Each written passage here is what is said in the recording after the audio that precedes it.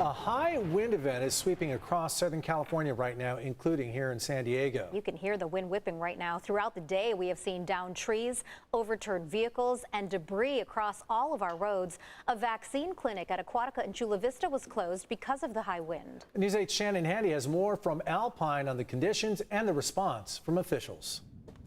We're here at the Alpine rest stop where several trucks have pulled over because of these wind gusts.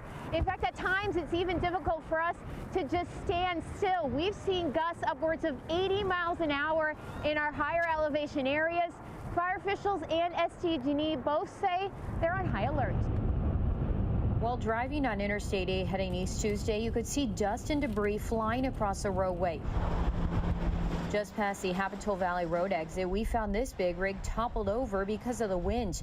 Thankfully, no one was hurt, though it's these types of incidents officials are concerned about. Also, with these widespread winds of 30 to 50 miles an hour, we have a concern with downed trees, downed power lines, high-profile vehicles toppling over on the interstates, obviously widespread potential dust blowing.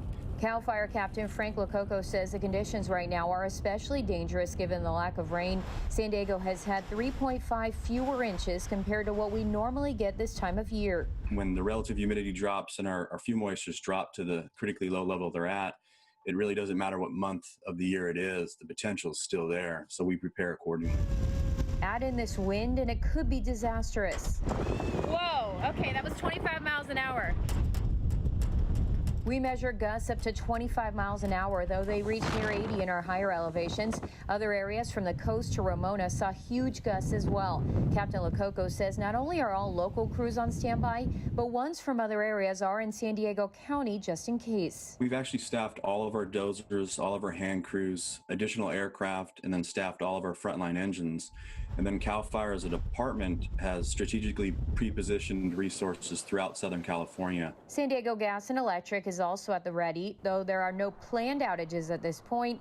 They're urging people to be prepared and clear things outside your home that could pose an additional fire threat. Just walk outside and look in their yard. Find out if there's any patio furniture that can be brought inside or secured, because flying debris can cause an incident. And these windy conditions are expected to last through Thursday morning, so fire officials and SDG&E will of course be on high alert until then.